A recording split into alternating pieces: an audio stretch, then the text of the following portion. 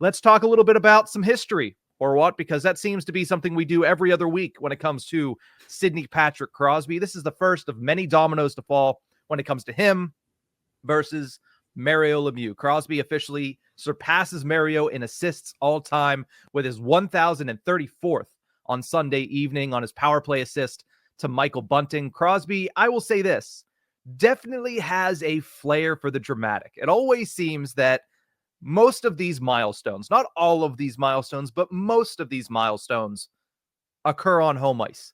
Even in this instance, he technically had it on Saturday, and then a scoring change took it away, and then he gets it again on Sunday because he's back at PPG Paints Arena. Same opponent, same situation, does it on home ice. So 1,000th game, home ice.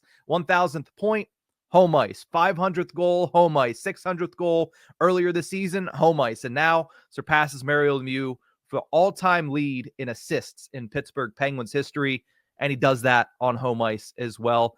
Let me just ask you this, because he is 88 points behind Mario Lemieux all-time. He is also 89 goals behind Mario Lemieux all-time. Is it a foregone conclusion that Sidney Crosby surpasses Mario Lemieux for the trifecta in goals, assists, and points by the end of his career? I mean, like we discussed beforehand, points and assists, well, obviously assists. Points seems pretty doable. It's only 89, you said. He's got the rest of the season and the next two to surpass that. I mean, he could hit 89 next season alone if if the wheels don't fall off. And they shouldn't. It might be a slow start like it was this year, but he should continue to work at his pace. How many goals did you say it was, though? He's 89 behind, so he'd need 90 more goals to pass Mario Lemieux. Oh, yeah, I guess it. Duh. Sorry, the math didn't work in my head. Anyway. Yeah, I mean, you split that among the next two seasons, it's close to 45 each. Can I tell you I did the math? Yeah. I figured you did. I just was trying to look at it and think because... Listen, mental math is not my strong suit, so I would not make anybody else go through it right now.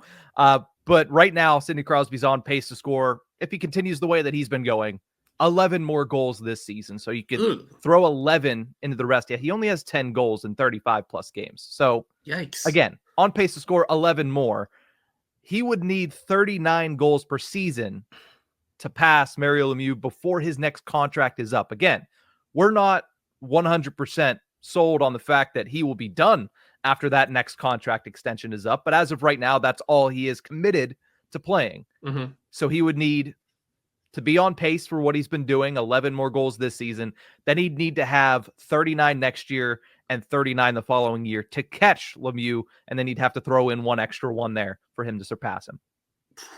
That's tough. That is tough, especially considering, you don't want to say that he's starting to age out, but however, if how he's playing now does continue in the next two seasons, he's not signing another deal. He said himself that once he cannot perform, that's when he's going to call it. Otherwise, he will keep playing. As of right now, I don't think he would keep playing under this sort of pace. I mean, I get he's back over a point per game, but the scoring isn't there, and it took him a long time to get up to there. So maybe the goals one is tough. The point seems doable. Like I said, that could happen next year, period. But the goals one's going to be a tough run. That'll be an interesting situation. I mean, there were discussions over the summer of could Crosby finish his career in the top 5 of scoring in the NHL. Obviously, that would put him past Mario for points. But the goals part would just be an interesting run. I mean, Mario Lemieux was able to score goals at will back in the day. Yeah. That size, that reach, and just, let's be honest here, I think everyone discusses it with Gretzky, so you kind of have to mention it for the most part with Lemieux. Those goalies were mailmen. But Lemieux also was able to, transition that into great scoring rates during the dead puck era. So there's a different level to it. So it'll be tough for Sid to do the goal scoring thing, especially now with goalies getting so good, with his team kind of lacking around him, and with his own not want to say skill deterioration, but with his own sort of declines. That'll be tough. Like I said, the points is definitely going to happen. The goals one is going to be a fight, and we'll just see. Yeah, he already has 40 points in 38 games. So, I mean, even if you do the quick math and say he's at least going to score 40 more this year, that puts him with needing a 50-point season next year to pass Mario Lemieux. So that, to me, is a foregone conclusion. The goals, like you mentioned, that's pretty tough. It's not like he hasn't scored 40 recently. He had 42 last year. But for Crosby, it's all about what the team needs from him, right? This year, 10 goals. I'm not going to say that he's deteriorating because, or his numbers, not deteriorating, his numbers are declining because he can't score anymore, because I don't think that's the case. I think it's because what the team is asking of him now is to be more of that facilitator than that goal scorer. More of the, hey, let me set up Rickard Rakell to have potentially a 30-goal season. Let me set up Brian Russ to have potentially a 30-goal season. As we've always discussed, the power play for the Penguins is almost never built for him to be the trigger man. He is always the facilitator. So it's always a matter of what the Penguins need from Crosby in any given season. And that's been the case throughout his entire career. And that's why whenever he scored his 600th goal, we all talked about, well, the crazy thing is he scored 600 goals with, for most of his career, him being a pass first guy, right? He scored that 50-goal season kind of to prove a point. And then after that was kind of like, all right, we're going to go back to me being what I'm going to be, which is an elite setup man who can also score goals, not a goal scorer that also has this other ability. I see what you're saying. I just think the issue with that going into this season specifically is the Penguins needed him to be a goal scorer. That was kind of the thing, because they weren't sure if they were going to get that from Rakell going into the year. But they did. That's the thing, is like, they did. And on the inside, maybe that's what they knew, is like, hey, we need Rakell to get going because Crosby can't carry this load on his own. So, hey, we need you to elevate these guys more so than elevate yourself. And Crosby, being who he is going to say, as long as we win games, I don't care. Sure, Rakell can score 80 and I'll have one goal as long as we're winning games. That's what Crosby cares about. Of course. I just feel like as we were looking at the team going into the year, you weren't sure if you were going to get that from Rakell. You had an idea you were going to get that from Rust, but you don't know if his health was going to help him out enough. We also didn't expect a slow start from Bunting, even though they don't play together. It's still a relevant conversation because he currently has more goals than Crosby. I think going into the year, because the Penguins didn't really, they weren't in a position to do this, but they didn't replace or fill in the hole left by Jake Gensel still.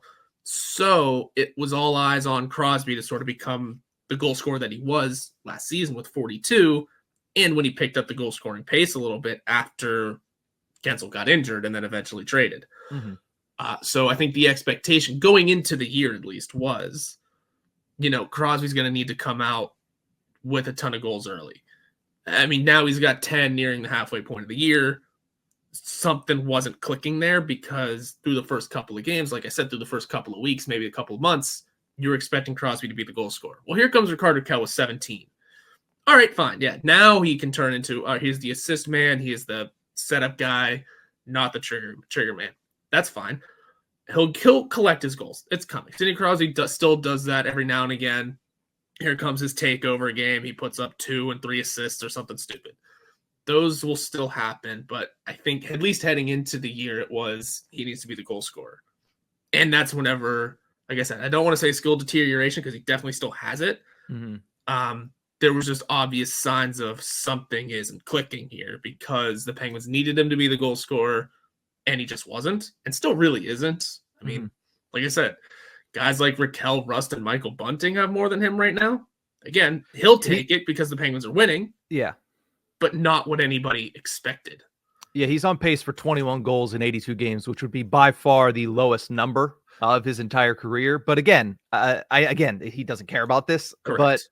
But 39 per season would be a lot. I think he would have to end up playing more seasons. And you mentioned for him to get top 5 in point scoring all time. A couple years ago, I did do a pace for that. He's ahead of pace. He needed 90 in 2022-23. He put up 93. He needed 90 in 2023-24. He put up 94. He needed 60 this season. This was the first drop. He needed 60. He's at 40. So he's well on pace to get past that. And then in the pace that I set, he needed 50 next year, 50 the following year. And now it's down to 43 in 2027-28, which is the only year that he's not under contract. So that, I will say, it is more likely for him to finish top 5 all time in scoring then beat Mario Lemieux in goals.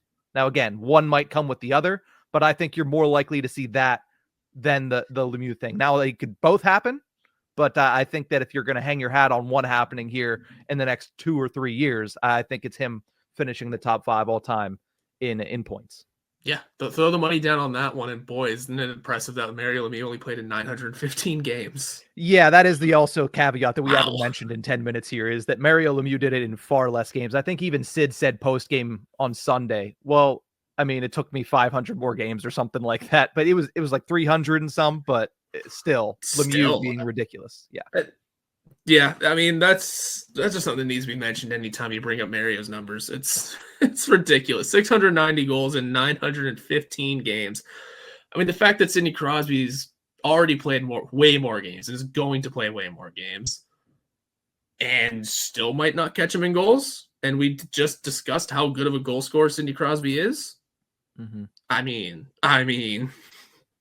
yeah, it is the greatness of Mario Lemieux. And I think a lot of people, not within Pittsburgh circles, because people within Pittsburgh circles are well aware of how little Mario Lemieux played actually throughout his career. But people outside, I think, sometimes forget that Lemieux didn't even hit 1,000 games played, which seems to be something that every player is starting to hit throughout these years whenever there's, they're playing deeper into their careers. But no, tremendous accomplishment for Sidney Crosby. The first of many, as we mentioned, for him to surpass Mario Lemieux. We'll just have to sit back and wait and see how the dominoes fall, and if he's able to catch him in goals, which to us is going to be the toughest test.